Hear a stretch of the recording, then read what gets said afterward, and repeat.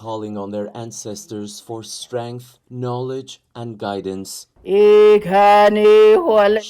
Kalepa is a survivor of last year's historic fire in Maui, now dedicating much of her time to the reforestation of their land in Lahaina. My home was, just fully destroyed, and we're going to start with a foundation, and then it's going to grow into this beautiful tree, and it's going to shelter us, and it's going to give us life, and it's going to feed us.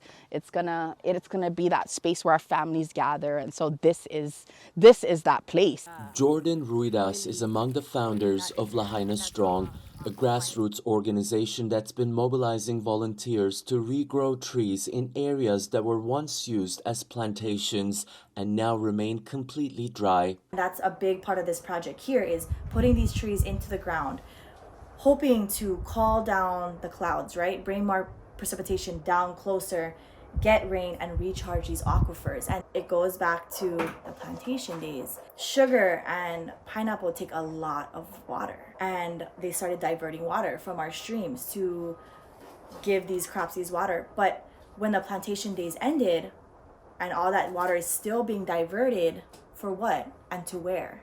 Mostly to resorts and golf courses. With less than 30% of Maui's water resources in public trust, the majority is owned by private purveyors, and that gets in the way of housing. How do we continue to build without water? We have houses now that aren't receiving enough water. We're on water restrictions as local people. Like, we see that all the time. Oh, we get fines if we water our yards. We get fines if we wash our cars. But you look down there to Kanapali, green. They're still watering their golf courses. They still have their water features. They still have their pools. Why are the locals on water restriction? This is how the local community is pushing back, by sending truckloads of water to fill these tanks, and with local volunteers regularly watering the new plants, hoping that one day their land could provide not just shelter but also sustainable agriculture instead of relying just on imports from the U.S. mainland. We've been stripped away of everything we had. I walked out of my home with the clothes on my back. And so when you have nothing, you realize that you are everything. Although change is uncomfortable and hard and heavy, there is a light at the end of the darkness. Like that, we are going to have so much more, and I hope most especially that the waters return to Lahaina.